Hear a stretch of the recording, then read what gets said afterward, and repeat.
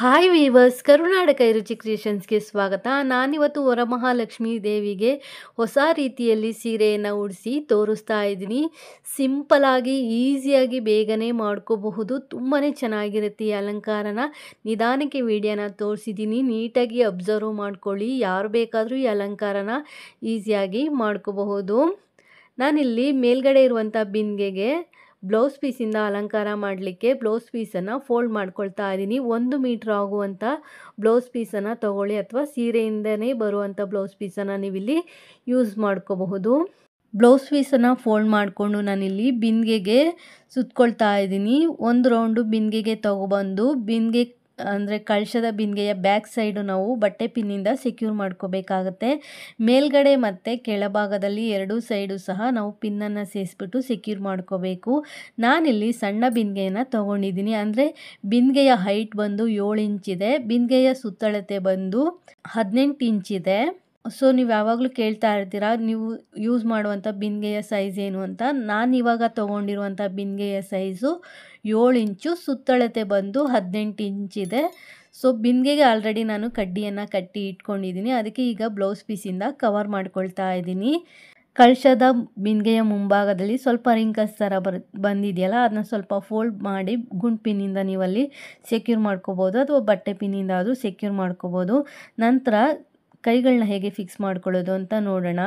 ನಾವೇನು blouse ಪೀಸನ್ನು back ಸೈಡ್ಗೆ pin ಹಾಕಿ ಇಟ್ಕೊಂಡಿದ್ದೀವಲ್ವ, ಅದಕ್ಕೆ ಎಕ್ಸ್ಟ್ರಾ ಬ್ಲೌಸ್ ಪೀಸು ಉಳಿದಿರುತ್ತೆ. ಬ್ಲೌಸ್ ಪೀಸ್ನ 2 ತುದಿಗಳನ್ನ ನಾವು ಕೈಗಳಿಗೆ ಸೇರಿಸ್ಕೋಬೇಕಾಗತ್ತೆ. ಮೊದಲಿಗೆ ನಾವು ಕೈಗಳನ್ನ ಕಡ್ಡಿಗಳಿಗೆ ಕಟ್ಕೋಬೇಕಾಗುತ್ತೆ. 2 ಸೈಡು 2 ಕೈಗಳನ್ನ ನೀಟಾಗಿ ನೋಡಿಕೊಂಡು ನಾವಲ್ಲಿ ಗಟ್ಟಿಯಾಗಿ ಗ್ರಿಪ್ಪಾಗಿ ಕಟ್ಕೋಬೇಕಾಗತ್ತೆ. ಹೊಸದಾಗಿ ಯಾರೆಲ್ಲ ನಮ್ಮ ಚಾನಲ್ ನೋಡ್ತಾ ಇದ್ದೀರಾ, ನಮ್ಮ ಚಾನಲ್ನ ಸಬ್ಸ್ಕ್ರೈಬ್ ಮಾಡ್ಕೊಂಡು ನೋಡಿ. ವಿಡಿಯೋ ಏನಾದರೂ ಯೂಸ್ಫುಲ್ ಅನಿಸಿದ್ರೆ ಒಂದು ಲೈಕ್ ಕೊಡಿ, ಹಾಗೆ ನಿಮ್ಮ ಫ್ಯಾಮಿಲಿ ಫ್ರೆಂಡ್ಸ್ಗೂ ಸಹ ವಿಡಿಯೋನ ಶೇರ್ ಮಾಡ್ಕೊಳ್ಳಿ. ಕಡ್ಡಿಗೆ ಕೈಗಳನ್ನ ಕಟ್ಕೊಂಡ ನಂತರ ಬ್ಲೌಸ್ ಪೀಸಿನ ತುದಿ ಏನು ಬರುತ್ತೆ ಅದನ್ನ ಕಡ್ಡಿಯ ಮೇಲ್ಗಡೆಯಿಂದ ತೊಗೊಬಂದು ದೇವಿಯ ಕೈಗಳಿಗೆ ಒಂದು ಸುತ್ತನ್ನು ತೊಗೊಬಂದು ದೇವಿಯ ಕೈಯ ಬ್ಯಾಕ್ ಸೈಡ್ಗೆ ಅಂದರೆ ಹಿಂಭಾಗದಲ್ಲಿ ಗುಂಡು ಪಿನ್ನು ಅಥವಾ ಬಟ್ಟೆ ಪಿನ್ನಿಂದ ನಾವಲ್ಲಿ ಸೆಕ್ಯೂರ್ ಮಾಡ್ಕೋಬೇಕಾಗತ್ತೆ.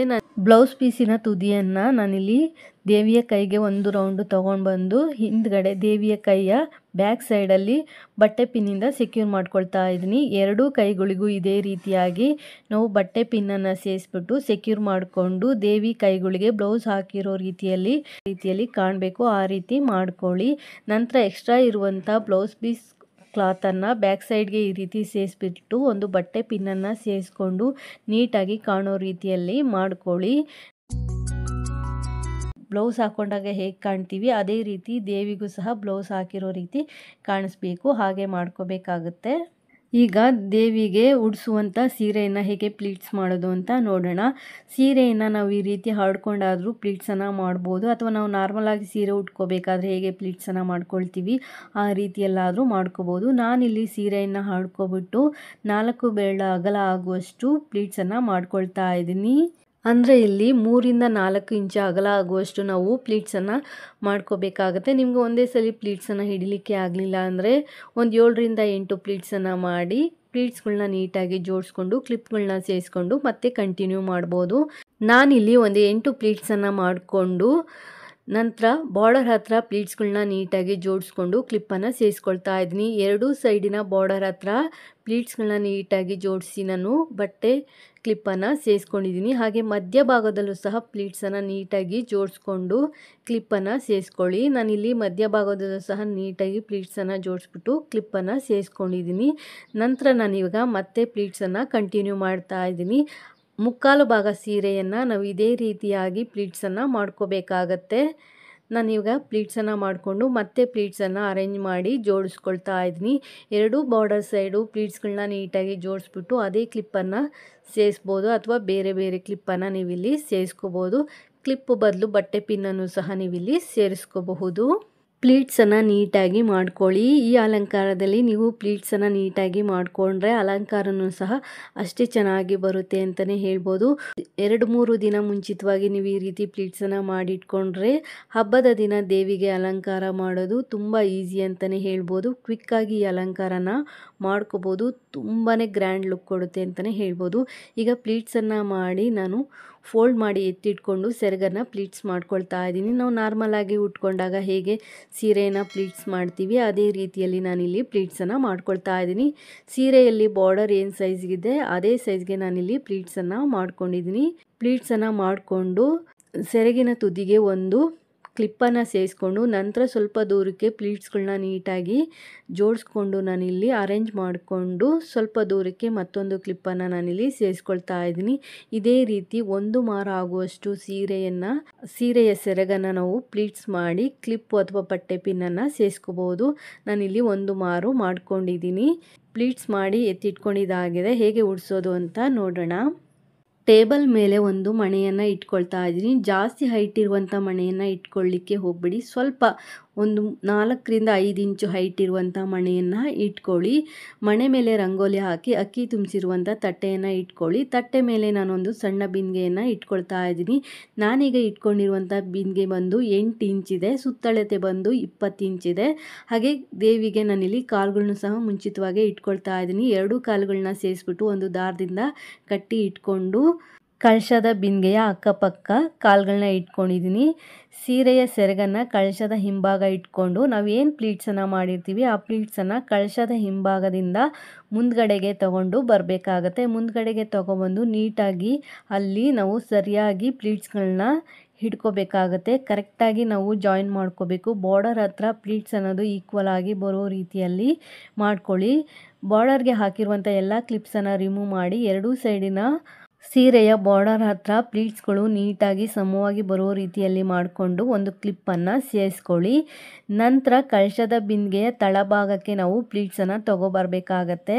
ಪೂರ್ತಿಯಾಗಿ ಕಳಶದ ಬಿಂದಿಗೆಯ ತಳಭಾಗಕ್ಕೆ ಪ್ಲೀಟ್ಸ್ಗಳನ್ನ ತಗೊಬಂದು ಎರಡೂ ಸೈಡಿನ ಪ್ಲೀಟ್ಸನ್ನು ಜೋಡಿಸ್ಬಿಟ್ಟು ಬಟ್ಟೆ ಪಿನ್ನಿಂದ ನೀವು ಅಲ್ಲಿ ಸೆಕ್ಯೂರ್ ಮಾಡ್ಕೋಬೋದು ಅಥವಾ ದಾರದಿಂದ ಆದರೂ ಸೆಕ್ಯೂರ್ ಮಾಡ್ಕೋಬೋದು. ಈಗ ಪ್ಲೀಟ್ಸ್ಗಳಿಗೆ ಹಾಕಿರುವಂಥ ಕ್ಲಿಪ್ಪನ್ನು ರಿಮೂವ್ ಮಾಡ್ಕೊಳ್ಳಿ. ಈಗ ನಾವು ಪ್ಲೀಟ್ಸನ್ನು ಸ್ಪ್ರೆಡ್ ಮಾಡ್ಕೋಬೇಕಾಗತ್ತೆ.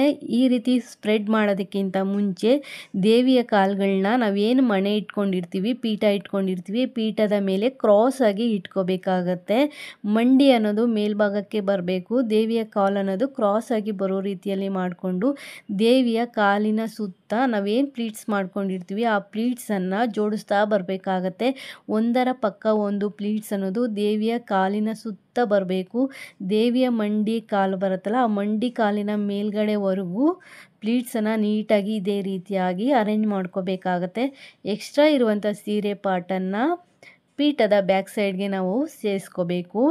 ನೀವಿಲ್ಲಿ ಪ್ಲೀಟ್ಸನ್ನು ನಿಧಾನಕ್ಕೆ ಅರೇಂಜ್ ಮಾಡ್ಕೊಳ್ಳಿ. ಪ್ಲೀಟ್ಸನ್ನು ಎಷ್ಟು ನೀಟಾಗಿ ಅರೇಂಜ್ ಮಾಡ್ಕೊಳ್ತೀರಾ ಅಲಂಕಾರ ಅನ್ನೋದು ಅಷ್ಟೇ ಚೆನ್ನಾಗಿ ಕಾಣಿಸುತ್ತೆ ಅಂತಲೇ ಹೇಳ್ಬೋದು. ನೋಡ್ಬೋದು ಈ ರೀತಿ ಅರೇಂಜ್ ಮಾಡ್ಕೊಂಡ ನಂತರ ದೇವಿಯ ಕಾಲನ್ನು ಸ್ವಲ್ಪ ಕ್ರಾಸ್ ಮಾಡ್ಕೊಳ್ಳಿ. ಸ್ವಲ್ಪ ಮಂಡಿ ಹತ್ರ ಉಬ್ಕೊಂಡಂಗೆ ಕಾಣಿಸ್ಬೇಕು ಆ ರೀತಿ ಮಾಡ್ಕೊಳ್ಳಿ. ಹಾಗೆ ದೇವಿ ಕಾಲನ್ನು ಮುಂದ್ಗಡೆ ಹಾಕ್ಕೊಂಡಿರೋ ರೀತಿಯಲ್ಲಿ ಮಾಡ್ಕೋಬೇಕು. ಇನ್ನೊಂದು ಕಾಲಿನ ಪ್ಲೀಟ್ಸನ್ನು ನಾವು ಮೊದಲೇ ಸ್ಪ್ರೆಡ್ ಮಾಡಿಕೊಂಡು ನಂತರ ದೇವಿಯ ಬಲಗಾಲನ್ನು ಪೀಠದ ಮೇಲೆ ಇಟ್ಬಿಟ್ಟು ಮುಂದಕ್ಕೆ ಬರೋ ರೀತಿಯಲ್ಲಿ ಕ್ರಾಸ್ ಆಗಿ ಇಟ್ಕೊಳ್ಳಿ.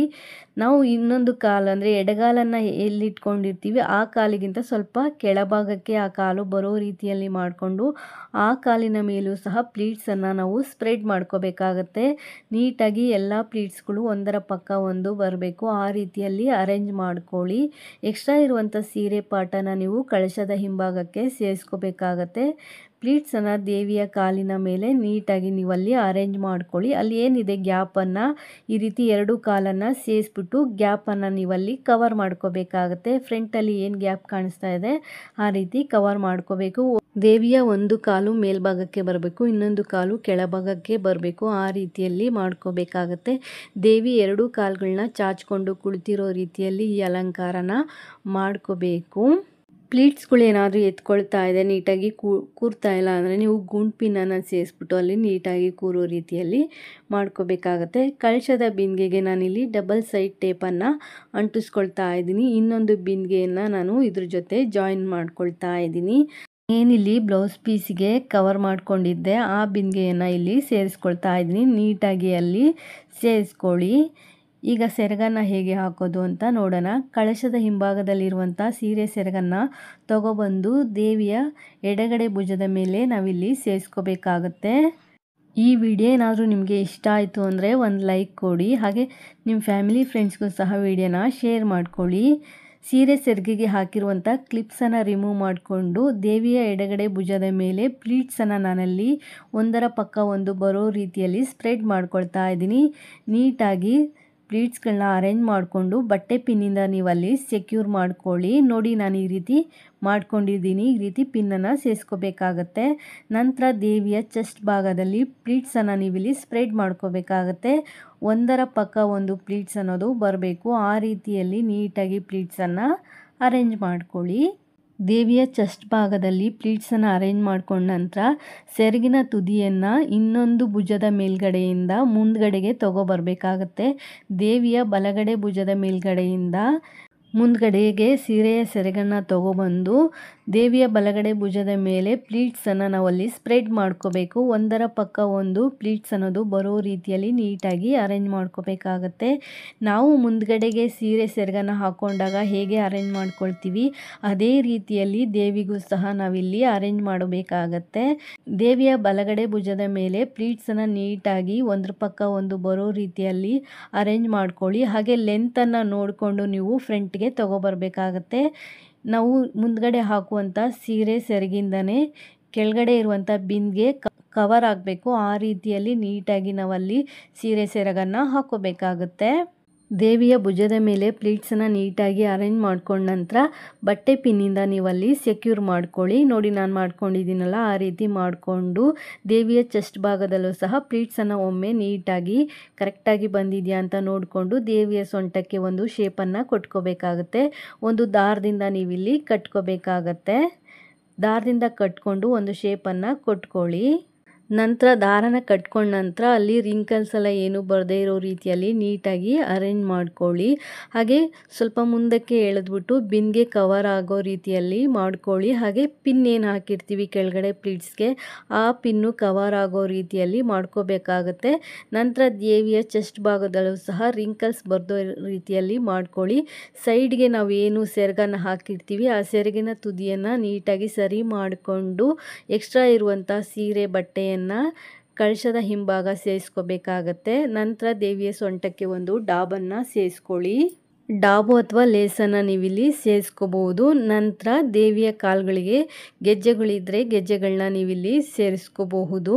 ಪೂರ್ತಿ ವಿಡಿಯೋ ನೋಡಿ ಈ ಅಲಂಕಾರ ಹೇಗೆ ಬಂದಿದೆ ಅಂತ ಕಮೆಂಟ್ ಮಾಡಿ ತಿಳಿಸಿ. ಈ ವಿಡಿಯೋ ಇಷ್ಟ ಆದರೆ ಒಂದು ಲೈಕ್ ಕೊಡಿ. ಹಾಗೆ ನಿಮ್ಮ ಫ್ಯಾಮಿಲಿ ಫ್ರೆಂಡ್ಸ್ಗೂ ಸಹ ವಿಡಿಯೋನ ಶೇರ್ ಮಾಡ್ಕೊಳ್ಳಿ. ಹಾಗೆ ಹೊಸದಾಗಿ ಚಾನಲ್ ನೋಡೋರು ಸಬ್ಸ್ಕ್ರೈಬ್ ಮಾಡಿಕೊಂಡು ನೋಡಿ. ನೀವು ದೇವರಿಗೆ ಅಂತ ಇಟ್ಕೊಂಡಿರುವಂಥ ಒಡವೆಗಳಿಂದ ದೇವಿಯನ್ನು ಅಲಂಕರಿಸಿ ಕೆಳಗಡೆ ಇರುವಂಥ ಬಿಂದಿಗೆಗೆ ನೀವು ಧಾನ್ಯಗಳನ್ನ ಸೇರಿಸ್ಕೋಬಹುದು. ಮೇಲ್ಗಡೆ ಇರುವಂಥ ಬಿಂದಿಗೆಗೆ ನಿಮ್ಮ ಪದ್ಧತಿಯ ಪ್ರಕಾರ ನೀರು, ಅಕ್ಕಿ ಅಥವಾ ಧಾನ್ಯ ಏನನ್ನಾದರೂ ಸೇರಿಸ್ಕೋಬಹುದು. ಹಾಗೆ ದೇವಿಗೆ ಒಡವೆಗಳು ಜಡೆಬಿಲ್ಲೆಯನ್ನು ಸೇರಿಸಿ ಕಳಶದ ಬಿಂದಿಗೆಗೆ ನಿಮ್ಮ ಪದ್ಧತಿಯ ಪ್ರಕಾರ ಏನೆಲ್ಲ ಸೇರಿಸ್ತೀರಾ ಎಲ್ಲವನ್ನು ಸೇರಿಸಿ ಮಾವಿನೆಲೆ, ವೀಳ್ಯದೆಲೆ, ತೆಂಗಿನಕಾಯಿಯನ್ನು ಇಟ್ಟು ದೇವಿಗೆ ಮುಖಪದ್ಮವನ್ನು ಹಾಕಿ ಹೂಗಳಿಂದ ದೇವಿಯನ್ನು ಅಲಂಕರಿಸಿ ಪೂರ್ತಿಯಾದ ಅಲಂಕಾರ ಆದ ನಂತರ ನೀವಿಲ್ಲಿ ದೇವಿಯನ್ನು ನೋಡ್ಬೋದು. ದೇವಿ ಎಷ್ಟು ಚೆನ್ನಾಗಿ ಎಷ್ಟು ಲಕ್ಷಣವಾಗಿ ಕಾಣಿಸ್ತಾ ಇದ್ದಾರೆ ಅಂತ ಹೇಳಿ ಶ್ರದ್ಧೆ ಭಕ್ತಿಯಿಂದ ದೇವಿಯನ್ನು ಆರಾಧಿಸಿ. ಈ ವಿಡಿಯೋ ಇಷ್ಟ ಆದರೆ ಒಂದು ಲೈಕ್ ಕೊಡಿ. Thanks for watching this video.